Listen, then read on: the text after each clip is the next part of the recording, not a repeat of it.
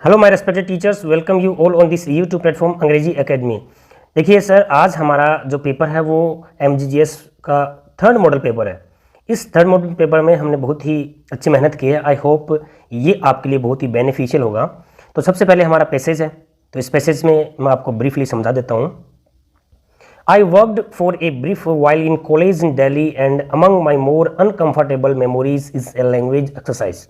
इसमें जो राइटर है, लिखने वाला है, लेखक है, वो ये बोलता है कि मैंने कुछ समय के लिए दिल्ली के कॉलेज में काम किया और मेरी जो सबसे असुविधाजनक यादों में जो यादें हैं वो सिर्फ और सिर्फ क्या थी, एक लैंग्वेज की एक्सरसाइज थी, एक भाषा का अभ्यास।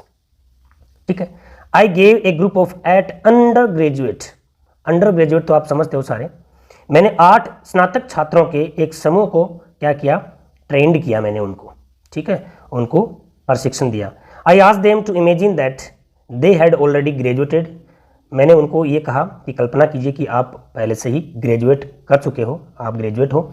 And wanted them to write an application for a suitable job, और एक सूटेबल जॉब के लिए उनको मैंने एप्लीकेशन लिखने के लिए कहा। 7 of 8 यानी कि 8 में से 7 छात्रों ने, students wrote application for the job of clerk की जॉब के लिए उन्होंने एप्लीकेशन लिखी, यानी कि अपना आवेदन लिखा। Even in one of the good universities and in A college that had a reputation for its academic standards.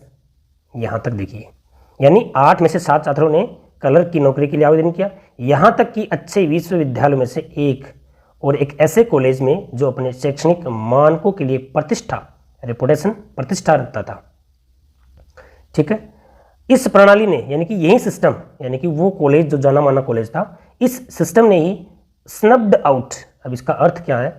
Snubbed out का मतलब उनकी जो यूथफुल एम्बिशन थी। देखो कई रेपुटेड कॉलेज होती हैं, उनमें हम इसी बहाने ले लेते हैं कि यार ये रेपुटेड है, और फिर वही सिस्टम हमारा क्या कर देता है, हमारे जो एम्बिशंस हैं उनको स्नब्ड आउट कर देता है, किल कर देता है। तो ये एक बहुत ही हाई फाई चीज़ों के ऊपर लिखा गया है, और उसमें से लेखक क्या कहना चाह रहा है और क्या वह पूछना चाह रहा है, आइए क्वेश्चंस के माध्यम से आपको हम अवगत कराते हैं। पहला क्वेश्चन है, how long did the author worked in Delhi college. कितने दिन तक उसमें उसने लिख रखा है ब्रीफली। ठीक है, ब्रीफली का मतलब for a short time, brief का मतलब फॉर ए शॉर्ट टाइम, तो इसमें क्या हो गया, सी ऑप्शन आ गया आपका। ठीक है, समझ आया भाई। दूसरा देखिए question, what exercise did the author give the students. क्या एक्सरसाइज है वो स्टूडेंट्स को दी गई उस ऑथर के द्वारा, उस लेखक के द्वारा। A language exercise to write an application for a suitable job. तो ये क्या हो गया, इसका ए आंसर हो गया क्वेश्चन नंबर 2 का। ठीक है, वो लैंग्वेज के ऊपर, भाषा के ऊपर, भाषा अभ्यास, उसके ऊपर एप्लीकेशन लिखने के लिए बोला। The author wanted the students to imagine that they were already. Author ने उनसे क्या चाहा कि बच्चे अपने आप में ये इमेजिन करें कि वे ऑलरेडी क्या है, ब्यूरोक्रेट्स हैं, ग्रेजुएट्स हैं, अंडर ग्रेजुएट हैं और क्लर्क्स हैं। तो इसमें क्या आ गया आपका, वो ऑलरेडी उनको, वो अंडर ग्रेजुएट थे तो उनको ये कल्पना के लिए बोला गया कि आप वो ग्रेजुएट हो, आपको ये मानना है।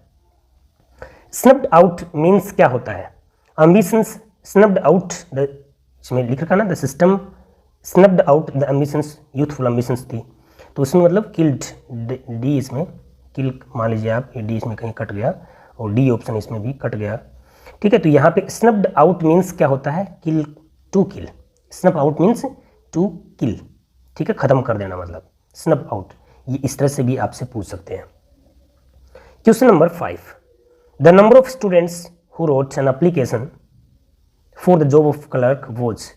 स्टूडेंट्स कितने थे, कितने में से कितने थे, 8 स्टूडेंट्स का एक ग्रुप था, उसमें से 7 ने वो क्लर्क की जॉब थी उसके लिए उन्होंने एप्लीकेशन को लिखना चाहा। तो यहाँ पे इसका आंसर भी 7। According to the author the system had killed the students ambition. छात्रों का जो एम्बिशंस हैं, आकांक्षाएं हैं, उनको स्नब्ड आउट। तो ये इस तरह से ये 6 क्वेश्चंस इस पैसेज में से लिए गए हैं। आई होप ये 6 में से 6 आपके सही हो जाएंगे। अब आता है आपके correct form of verbs. Correct form tense से रिलेटेड है और टेंस से रिलेटेड काफ़ी क्वेश्चंस आपसे पूछे जाएंगे।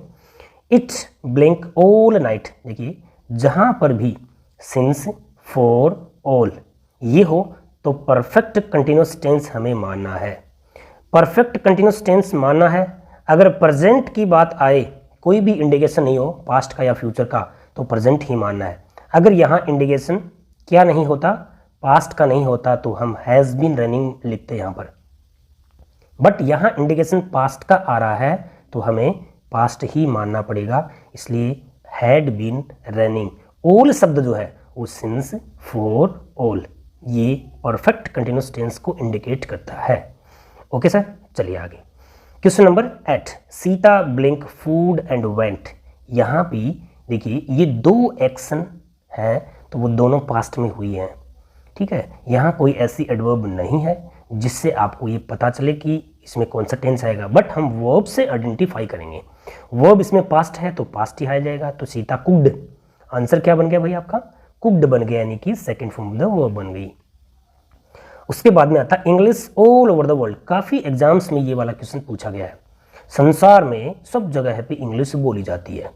ऐसे सेंटेंस में आपको प्रेजेंट सिंपल में मानना है। इसको किस में मानोगे, प्रेजेंट सिंपल में मानोगे, और क्योंकि अभी भी बोली ही जा रही है ना, इस वजह से।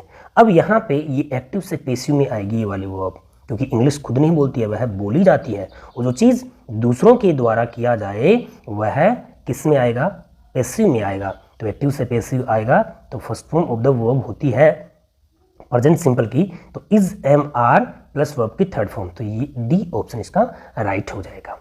चलिए सर आगे देखते हैं question number 10। The freedom fighters blank several times by the British government.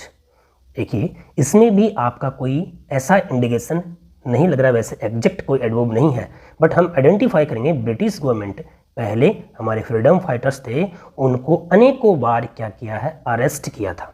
अब ये भी एक्टिव से पैसिव में होगा, ये भी क्वेश्चन आया हुआ है, पूछा हुआ है, इस वजह से ये भी क्या हो गया, फ्रीडम फाइटर्स हैं, पास्ट की बात कर रहा है तो second form of the verb आनी चाहिए। अब ये एक्टिव से पैसिव में हो गया तो second form of the verb का पैसिव क्या होगा, एक्टिव से पैसिव क्या हो गया, वॉज और वर, ठीक है, प्लस वर्ब की थर्ड फॉर्म।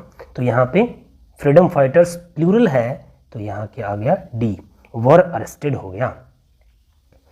देखिए सर अब की बार थोड़ा सा आपको चेंजेस मिलेगा, यानी कि एक टॉपिक पिछली बार नहीं आया, वो इस बार डेफिनेटली आपकी एग्जाम में 2 क्वेश्चन पूछे जाएंगे, और वो है कॉनकॉर्ड का, सब्जेक्ट वर्ब एग्रीमेंट का।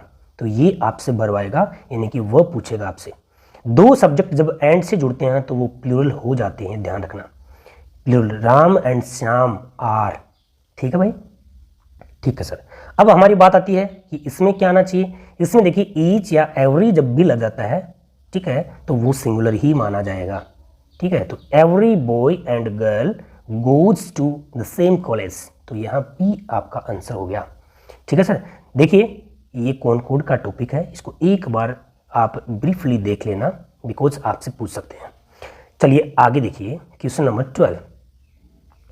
You blank the bus if you run fast. मैंने कहा कि इफ़ से अगर कोई क्लोज या सेंटेंस में इफ़ क्लोज बनती है, इफ़ आता है, तो आपको 4 कंडीशन यानी कि कंडीशनल सेंटेंसेस होती हैं।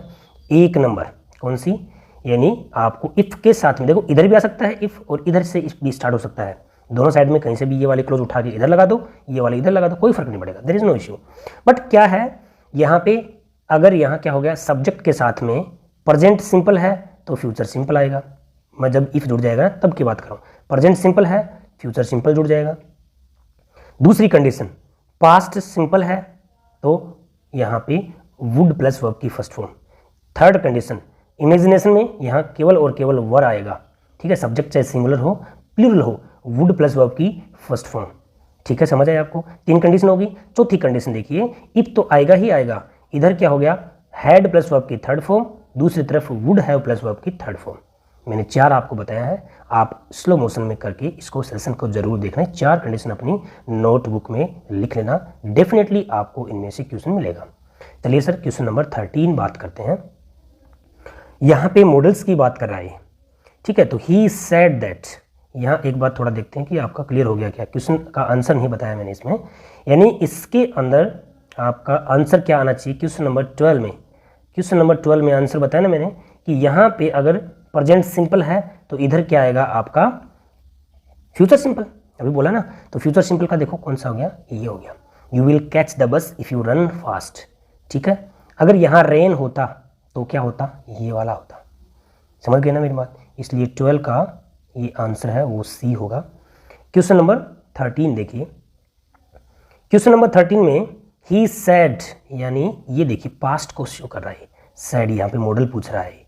तो beat me in the race, जब कैपेसिटी बताई जाए, पावर बताया जाए, ठीक है, एबिलिटी बताई जाए, ठीक है, आपका कैपेसिटी बताई जाए, तो कैन मॉडल का यूज करते हैं। किस किस के लिए, कैपेसिटी है, पावर है, स्ट्रेंथ है, ठीक है, एबिलिटी है, इनके लिए।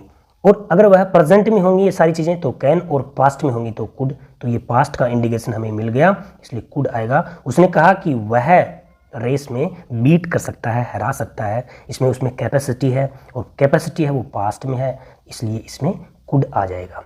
ठीक है सर। चलिए क्वेश्चन नंबर 14। क्वेश्चन नंबर 14 में you blank visit the doctor before the condition worsen, इसमें भी मॉडल पूछा सर। बहुत ही ज़रूरी मॉडल के लिए मस्ट का यूज़ करते हैं, बहुत ही ज़रूरी। और जहाँ पे कम ज़रूरी होता है, यानी कि सजेशन से काम चल जाए, एडवाइस से काम चल जाए, वहाँ शुड। बट ये करेगी कंडीशन वर्सन हो जाएंगी, बहुत बुरी स्थिति हो जाएगी, इसलिए आपको डॉक्टर के पास विजिट करना ही है, तो मस्ट आ जाएगा आपका। ठीक है सर। क्वेश्चन नंबर 15, ये भी मॉडल का है। ए ब्लाइंड मैन, एक अंधा आदमी देख सकता है क्या। देखो इसमें मैंने थोड़ा सा लॉजिक डाला है सर। देखिए आप थोड़ा सा दिमाग को लगाइए, क्योंकि वहाँ जब आप पेपर देने बैठोगे तो सेंस ऑफ ह्यूमर बहुत ही थोड़ा बहुत जो है ना 1% आपका डगमगाएगा, ठीक है, होचपोच हो जाओगे। इसलिए क्वेश्चन की जो बेसिक जो है ना, इसका रूट जो है वो समझना है, इसकी जड़ समझना है कि क्या चीज़ कहना चाह रहा है। अंधा आदमी देख नहीं सकता, तो इसमें कैन नॉट मॉडल का यूज़ करेंगे। A blind man can not see, but देखो मैंने नथिंग दे दिया आगे। नथिंग का मतलब कुछ भी नहीं देख सकता, तो कुछ भी नहीं देख सकता है, तो यहाँ इसमें कैन मॉडल यूज करेंगे। समझ रहे हो सर। यदि नथिंग नहीं आता तो कैन नॉट आता, और नथिंग आ गया तो क्या आ गया, कैन आ गया। ये ध्यान रखना। ए लेम बॉय और run can run very fast, तो तेज दौड़ सकता है क्या, दौड़ सकता है बट तेज नहीं, तो कैन नॉट आ जाएगा। ऐसे जो सेंटेंसेज होते हैं बेसिक जो है आपके एग्जाम में ऐसे ही पूछे जाएंगे, और उनको आपको अच्छे से तैयार रखना है। 16 में कह रहा है we blank tease each other during childhood, हम टीज का मतलब चिढ़ाना, एक दूसरे को चिढ़ाया करते थे। जो एक्शन पास्ट में हो बट प्रेजेंट में नहीं है, तो उसके लिए यूज टू मॉडल काम में लेंगे। तो ही वी यूज टू टीज, हम चिढ़ाया करते थे। ही वी यूज टू प्ले, हम खेला करते थे, अब नहीं खेल रहे हैं। ठीक है, तो याद रख लोगे, पास्ट हैबिट बताने के लिए यूज टू मॉडल का करेंगे, और मॉडल आपके उसमें क्वेश्चन पूछा जाएगा। देखिए भैया 17 नंबर का क्वेश्चन देखिए। यहां कह रहा है of the two sisters is married, इसमें आपसे प्रोनाउन पूछा है। ये डिटर्मिनर जिसको अपन बोलेंगे, डिटर्मिनर है, प्रोनाउन है, इसमें रिलेटेड आपस में कंबाइंड ही है। ये ऐसे क्वेश्चन भी एक दो कंफर्म पूछा जाएगा। तो बताइए both of the two sisters, both आ सकता है क्या। ये जो क्वेश्चन है ना डेफिनेटली आपको कंफ्यूज करेगा, और बाहर निकलते ही आप बोलोगे कि इसमें ये भी आना चाहिए, ये भी आना चाहिए। इसको इसका लॉजिक बता देता हूँ मैं। अगर बोथ आता तो यहाँ प्लूरल होता। एवरी जो है, ठीक है, एवरी। अब यहाँ जो है टू सिस्टर्स के लिए एनी जो है, एनी उसका यूज करेंगे हम। Any of the two sisters, any लगते ही वह सिंगुलर हो गया यहाँ पर, इसलिए इज जो है ना यहाँ से लगा हो गया। बाकी आप क्या कर सकते हो उसमें, every of two sister, every यहाँ पे दो से अधिक के लिए, ठीक है, और each of the to sister, यहाँ ये न होकर आपका क्या आएगा, इसमें एनी आएगा। ठीक है, इसका सेशन मैंने बना रखा है, इस पर मैं ज़्यादा आपको टाइम नहीं दूंगा। इसके सेशन आप देखना, लिंक में आपको इसका वो मिल जाएगा, कमेंट में भी आप देखना, मैं डाल दूंगा, लिंक डाल दूंगा इसका। और डेफिनेटली आप इसके ऊपर थोड़ा सा काम करना है। मैंने बोथ का, एवरी का, ईच का, एनी का, इस समझा रखा है, तो थोड़ा सा आप देख लेना। और वैसे भी इसमें आपको क्वेश्चन मिलेगा ही मिलेगा। चलिए एनी क्यों आया है ये भी आप देखना, उसमें डाल रखा है सारी चीज़ें। क्वेश्चन नंबर 18 का है सर। देखिए blank people who migrated here, ये डिटर्मिनर है। Few, a few, the few, many, ठीक है, a few, few, the few और मैनी, ये है। इसमें मैंने कहा ना क्लोज बनेगा, ठीक है। People who migrated here died in the flood, यानी the few people who migrated here, वो सारे के लोग जो यहाँ से माइग्रेट हो गए थे वो फ्लड में ख़त्म हो गए। यानी ऐसे आपसे पूछे जाए तो यहाँ क्लोज बने, relative pronoun plus verb, subject plus has, have, had, इस तरह से बनेगा। यानी कि वो सारे लोग जो ऐसे माइग्रेट कर गए थे फ्लड में ख़त्म हो गई, तो इसलिए इसमें क्या आ गया, डेफ्यू आ गया। ठीक है, चलिए question number 19, there is too water in the pond so I cannot swim. ये क्वेश्चन पूछा गया है। अब किसने कहा इसमें मच आएगा, किसने कहा इसमें लिटिल आएगा। अब देखते हैं, ये सी और डी तो नहीं आएगा। अब देखते हैं, अब जो there is too much water in the pond so I cannot swim, बहुत ज़्यादा पानी था इसलिए मैं तैर नहीं सकता। ठीक है, अब इसमें मच इसलिए नहीं आएगा क्योंकि ये पॉन्ड है आपका, ये पानी इसमें भरा हुआ है। अब कोई जाएगा यहाँ पे तैरने के लिए तो स्विमर होगा तभी तो जाएगा, स्विमर होगा तभी तो जाएगा, और स्विमर है तो वो तैर लेगा। पानी ज़्यादा है तभी तो तैरेगा, इसलिए पानी कम है तो वो स्विमर तैर नहीं सकता। इसलिए टू लिटिल वाटर, बहुत ज़्यादा कम पानी था इसलिए वो किस में तैरे, तैरने वाला पानी नहीं था, इसलिए इसमें क्या आ गया, आपका आंसर बी आ गया। चलिए sir, question number 20, they have always helped, एक दूसरे की सहायता, each other, they have always helped each other, ये डिटरमिनर वगैरह आपसे इस तरह से पूछे जाएंगे। ठीक है, तो यहाँ पे आपको अनदर, सेवरल, ऑल और ईच अदर 4 ऑप्शन दिए हैं। तो they have helped, they have always helped each other, वो हमेशा एक दूसरे की सहायता कर चुके थे, तो इस तरह से आपका डी ऑप्शन इसका राइट है। पेसिव देखिए, अब पेसिव में आई डज, तो देखिए सर यहाँ पे ये डज है ना, ये वर्ब है, मैन वर्ब, हमें चाहिए ऑब्जेक्ट, ये my homework, my homework, does verb है और यहाँ पे इज की जगह यहाँ क्या होना चाहिए, थोड़ा सा सेंटेंस लिखने में मिस्टेक हो गया, यहाँ पे ही आएगा, he does his homework, he does his homework, ये सेंटेंस ऐसे आना चाहिए था। देखो थोड़ा सा समझना, इसको थोड़ा सा लिखने में गड़बड़ कर दिया, बाकी देखना ही डज हिज होमवर्क, ऐसे सेंटेंस पूछे जाएंगे तभी डाला है। यहाँ पे आई तो सही होता लेकिन इसमें ईएस नहीं आता, फिर आई डू माई होमवर्क आता। ठीक है, तो ही डज हिज होमवर्क, तो यहाँ क्या आ गया, his homework is done by him, ये इसका राइट होता है क्योंकि ये मैन वर्ब है। ठीक है सर, ये समझ आ गया क्या, ये थोड़ा सा मिस टाइप हो गया। ठीक है, यहाँ पे आई डज नहीं आना चाहिए था, आई डू आना चाहिए था, बट यहाँ पे हम ही डाल रहे हैं, ही डज, क्योंकि डज पे ही हमें काम करना है।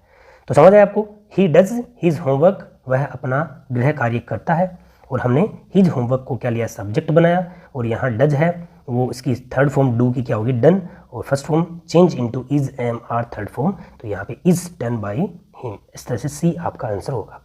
ठीक है सर, चलिए question number 22, this box contains 12 coins, contain जो है ना चेंज करोगे आप तो इसमें इन अपने साथ मिलेगी, तो 12 coins are content in this box, content in this box, ये याद रखना भाई, इस तरह से डेफिनेटली आपसे पूछा जाएगा। कंटेन के साथ बाई लगता है, कंटेन के साथ में इन लगता है। ठीक है, इंटरेस्टेड इन, कंटेंट इन। चलिए question number 23, the money was stolen, तो देखिए ये एक्टिव से पैसिव ऑलरेडी है, हमें इसका सब्जेक्ट चाहिए पहले इसका, क्योंकि एक्टिव वॉज बनाना है, तो an employ of the bank, an employ of the bank second form है, तो स्टोल ये वाली सेकेंड फॉर्म आ गया, तो सी ऑप्शन आ गया इसका। ठीक है sir, an employ of the bank stole the money, C option ही हो गया।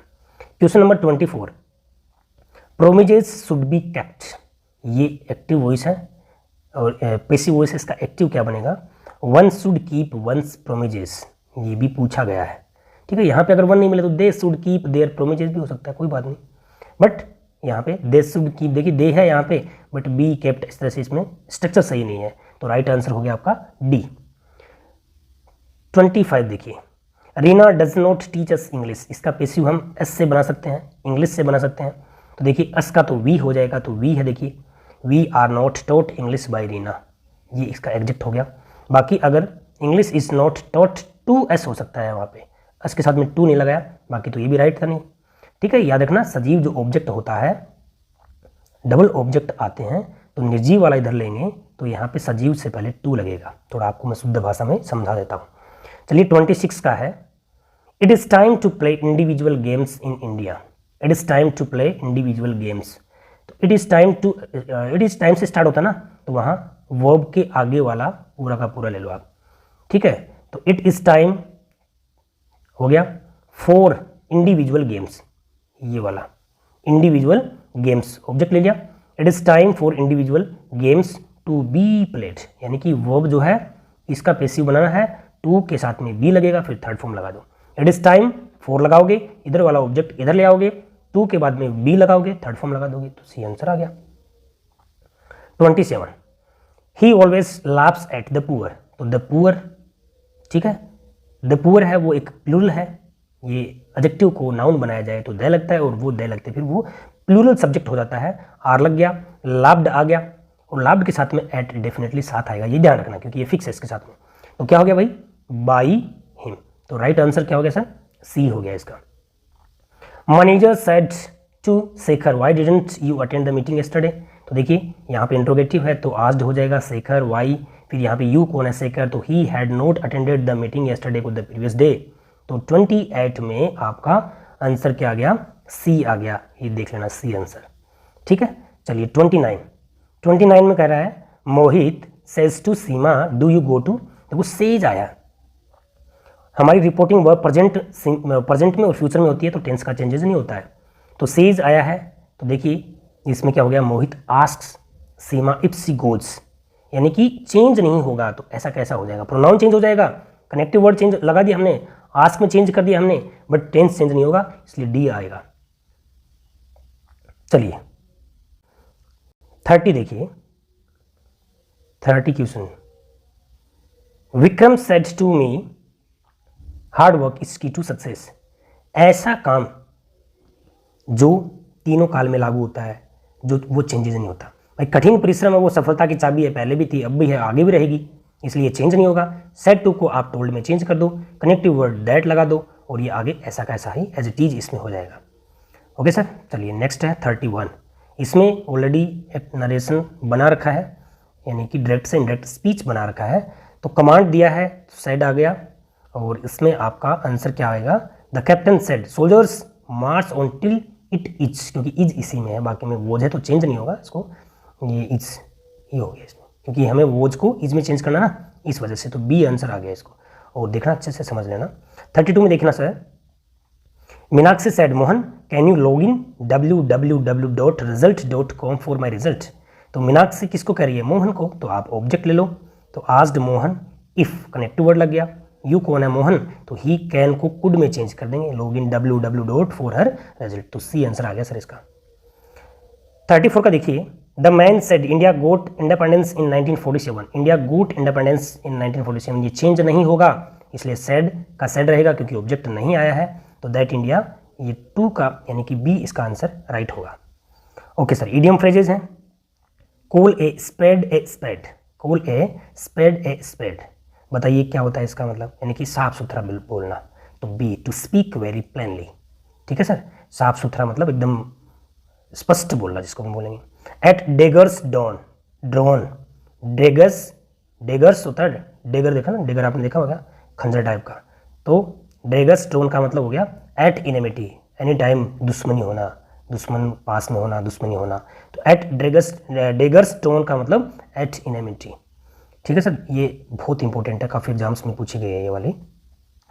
The speaker of the Lok Sabha stead up A hornets nest, ये वाली जो है अंडरलाइन है, इसको, इसका अर्थ क्या होता है बताइए, मतलब कोई चीज़ की परेशानी क्रिएट कर देना, ठीक है ना, कोई भी चीज़ की परेशानी है वो क्रिएट कर देना, स्टीर अप कर देना, तो यहाँ पे क्या हो गया, ए ट्रबलसम और हैजर्ड्स सिचुएशन, ऐसी परेशानी भरी सिचुएशन है वो स्टीर अप कर देना, हो हुल्लड़ वाला, हंगामा वाला खड़ा कर देना, बीच में ऐसी कुछ बातें बोल देना ताकि कुछ भी हंगामा हो जाए, परेशानी वाली स्थिति खड़ी हो जाना।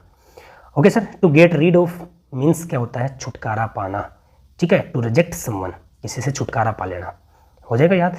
ओके सर, देखिए आगे, to bury the hacker, to bury the hackers, इसका मतलब क्या होता है, शांति स्थापित करना, ठीक है, मतलब को दो दुश्मन होते हैं आपस में दोस्ती करके वो शांति स्थापित करना, to make peace. Okay sir, ये भी पूछा गया है, ये याद रखना। To blow one's own trumpet, अपनी तुरही, तुरही बजाना मतलब अपनी ही प्रशंसा करना, टू प्रेज वन सेल्फ, ये वाला भी पूछा हुआ है। ओके सर, अब आते हैं आपके वन वर्ड। वन वर्ड में सर क्या है, ए लेडी हु रिमेन्स अनमैरिड, उसको बोलेंगे स्पिन सिटर, ठीक है ना, मतलब एक कुंवारी जो होती है उसको हम बोलते हैं स्पिन सिटर बोलते हैं, समझ आ गया। A lady who remains unmarried, जो कभी शादी नहीं करती, that is called spinster. Artist समझते हो, बैचलर कौन होता है, वो कुंवारा होता है, यहाँ पे लेडी की जगह कौन आ जाए, यहाँ पे अगर मान लीजिए पुरुष आता है, a male who remains unmarried that is called bachelor. और मिस एंथ्रोपी क्या होता है भाई, ये होता है मानव द्वेषी होता है। A person who hate human being, मनुष्य से घृणा करता है, उसको मिस एंथ्रोपी कहते हैं। ये वाला भी इंपॉर्टेंट है, थोड़ा सा ध्यान रखना।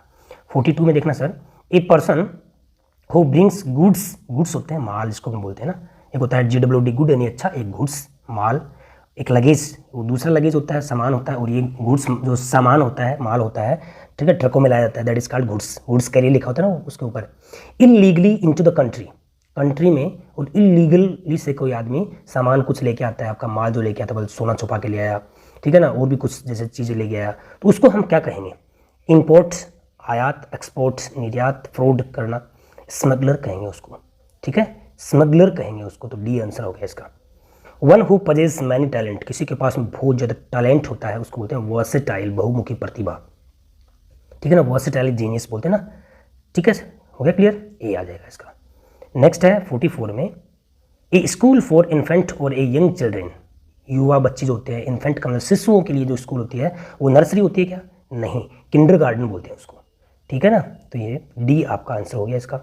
वन हु ड्रा मैप, जो मैप है, चार्ट है, उनको ड्रा करता है, बनाना है, उसको बोलते हैं कार्टोग्राफर। क्या बोलेंगे उसको, कार्टोग्राफर बोलेंगे। One who betray A friend, जो धोखा देता है अपने दोस्त को, अपने साथी को, अपने सखा को धोखा दी है, उसके साथ में दगा किया है उसके साथ में। देखो हिपोक्रेट होता है वो पाखंडी होता है, डिसलॉयल का मतलब जो वफादार नहीं होता है, चीट का मतलब ठगना होता है, बट जो ट्रेटर होता है ट्रेटर, ठीक है, विश्वासघाती बोलते हैं उसको, बिट्रे विश्वासघात, ट्रेटर विश्वासघात करना। तो ये इसका एग्जैक्ट वर्ड हो जाएगा। ये भी काफ़ी एग्जाम में पूछा हुआ है, और ये 11th क्लास की स्टैंडर्ड का है, उसमें बुक में भी दे रखा है। ओके सर, चलिए 47 में अब आते हैं आपके एंटोनिम। एक्सपेंड का मतलब कोई चीज़ का विस्तार करना, और इसका उल्टा हो जाएगा कॉन्ट्रैक्ट हो गया, शॉर्ट करना उसका, शॉर्टन कर देना उसको, ठीक है। जैसे कई बार ना कंट्रैक्टेड फॉर्म होती है, जैसे कि ये आ गई, ये कंट्रैक्टेड फॉर्म बोलते हैं उसको, कांट, ठीक है ना, समझ रहे मेरी बातें। कंट्रैक्टेड फॉर्म यानी कि शॉर्ट में, जैसे कि आप लोग बोलते हो CAN और यहाँ पे आ गया, ये हो गया इस तरह से, तो this is called contracted form यानी कि शॉर्ट, और एक्सपेंड बहुत बड़ा, विस्तारित। अगला है 48 का इनिशिएट। 48 का क्या है भाई, इनिशिएट क्या होता है बताइए। तो इनिशिएट का होता है कोई भी चीज़ की शुरुआत करना, ठीक है ना, उसका स्टार्ट करना, बिगिन करना उसका, तो एंड हो गया उसका, ठीक है ना, उसका अंत करना। इनिशिएट का मतलब होता है शुरुआत, और एंड का मतलब अंत। बैरन बंजर, फर्टाइल उपजाऊ, ठीक है ना, फर्टाइल का मतलब होता है उपजाऊ बनाना, और बैरन का मतलब होता है बंजर। ये बाकी तीनों आपको आती हैं। अगला है वॉयलेंट। तो वॉयलेंट का मतलब होता है उग्र, ठीक है, और जेंटल का मतलब विनम्र, ठीक है। कोई आदमी होता है ना टाइम वॉयलेंट रहता है, तो टाइनी का मतलब छोटा, टिमिड का मतलब होता है कायर, और इंजीनियस, इंजीनियस का मतलब तो इंजीनियस आप जानते हो कोई चीज़ का, जैसे घाव हो गया, मतलब वह आदमी घायल हो गया, ठीक है, घाव तो वाउंड होता है, वो भी याद रखना। वॉयलेंट का क्या हो गया भाई, जेंटल, विनम्र। अब आते हैं सर आपके सिनोनिम आते हैं, पर्यायवाची शब्द आते हैं। असिस्ट होता है कोई भी चीज़ की आप क्या करते हो, उसकी मदद करते हो, ठीक है। फैसिलिटेट मतलब उसकी सुविधाजनक बनाना, उसकी हेल्प करना, उसकी असिस्ट करना। एक्वायर का मतलब प्राप्त करना, रेस्ट्रिक्ट का मतलब किसी चीज़ को रोक देना, और इंजर अभी बोला है। चलिए 52 का है सर, इम्बेजल क्या होता है, इम्बेजल कोई चीज़ का गबन करना, ठीक है ना। रिमनरेट होता है, ये भी पारिश्रमिक देना, रिमनरेट कोई चीज़ का क्षतिपूर्ति, भरण पोषण जिसको हम बोलेंगे, ये भी याद रखना है आपको, क्योंकि ये चीज़ भी पूछ सकते हैं। बट यहाँ पे इसका होगा मिस एप्रोप्रिएट, अनुचित, इम्बेजल गबन करना, ठीक है, मिस एप्रोप्रिएट इसका सिनोनिम हो जाएगा। बाकी ये भी आपको याद रखनी है। Run down, the worker looked run down, run down का मतलब होता है भाई एग्जॉस्ट हो जाना, थक जाना। ओके, अगला है 54 का एलिविएट। एलिविएट का मतलब होता है कम करना, कम करने का मतलब लेसन, LESSEN। एक होता है LESSON, इसका मतलब तो पाठ, ठीक है, और ये होता है LESSEN, लेसन का मतलब कम करना, एलिविएट करना। एक मिनिमाइज का मतलब छोटा करना होता है, ठीक है, मिनिमाइज भी इसका हो सकता है, बट यहाँ पे इसको प्रीफर इसको करोगे आप, लेसन को। फिर आता है सर विशियस। विशियस होता है दुष्ट, विशियस क्या होता है, दुष्ट होता है, ठीक है। तो यहाँ पे इसका सिनोनिम है यहाँ पर गॉडली, वर्चुअस, सब्लाइम और फ्रेंडली। ये वैसे सारे के सारे ही इसमें ऑप्शन दिया नहीं गया है, सिनोनिम इसके उल्टे हो गए सारे, ठीक है। विशियस होता है दुष्ट, और ये इसके क्या है, वर्चुअस सद्गुणी, सब्लाइम सद्गुणी, ठीक है। फ्रेंडली मैत्री, गॉडली पूजनीय, सब्लाइम का मतलब जो पूजनीय होता है, ठीक है। तो ये याद रखना, इसका ऑपोजिट ढूंढना है आपको, और इसका ऑपोजिट कोई भी एक अगर ऑप्शन में आए तो वो आपको अच्छे से याद कर लेना है। यहाँ पे सिनोनिम नहीं है इसका, ये सारे सारे इसके ऑपोजिट हैं। ओके सर, नेक्स्ट है each of these minerals blank found in India. ये क्या है, वहीं आपका जो करेक्ट फॉर्म्स हैं किसकी, कॉनकॉर्ड की हैं। तो यहाँ पे क्या आ गया, वॉज फाउंड इन इंडिया, ठीक है सर। चलिए दूसरा देखिए, the principal and secretary there. तो यहाँ पे ये भी कॉनकॉर्ड का ही है, और प्रिंसिपल और सेक्रेटरी दोनों एक ही हैं, इसलिए ये सिंगुलर सब्जेक्ट हो गया, इसलिए इसका क्या आ गया भाई, इज आ गया, ठीक है सर। ये कॉनकॉर्ड का टॉपिक मैं आपको फिर से बता रहा हूँ, 2 क्वेश्चन डेफिनेटली पूछे जाएंगे।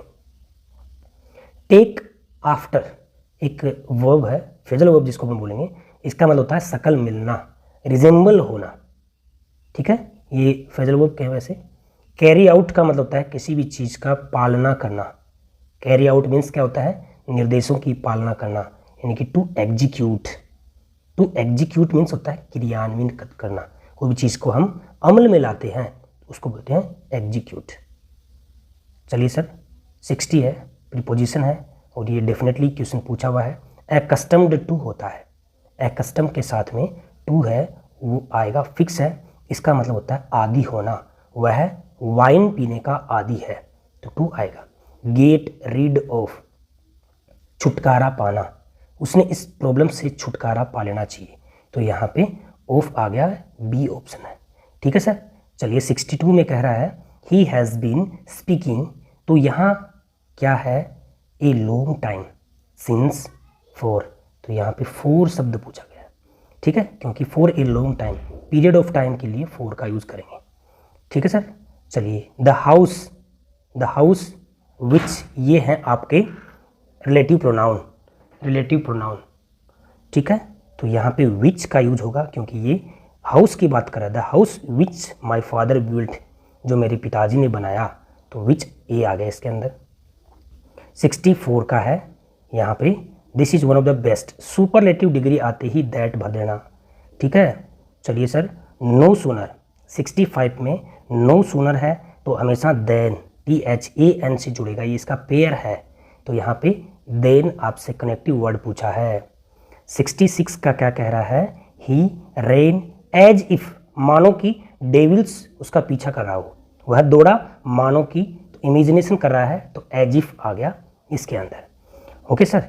67 में कह रहा है रवि मोहित हैज़, एंड से भी जुड़ सकता था बट यहाँ पे प्लूरल वर्ड आता, इसलिए और का मतलब अथवा, रवि या मोहित है वो प्लेइंग सिंस मंडे, तो यहाँ अथवा शब्द के लिए और आया है, अगर एंड होता तो यहाँ है आता। Okay sir. चलिए 68, 12th की स्पेलिंग पूछी है तो ये सी हो गया। कमेटी की स्पेलिंग पूछी है तो इसमें कमेटी है वो सी हो गया, देखो कमेटी की स्पेलिंग याद रखना है। अब चौथा है 70 का लास्ट, उसमें देखो अंटिल की स्पेलिंग सही है, स्किल में एक, ये भी याद रखना है, एक एल आएगा, ओकेजन में एक एस आएगा, और सुपरिटेंडेंट की स्पेलिंग होती है SUPERINTEND, ये याद रखना। इस तरह से 70 क्वेश्चंस जो आपसे पूछे जाएंगे, एज इट इज़ मैंने बनाए हैं। Thanks for watching it.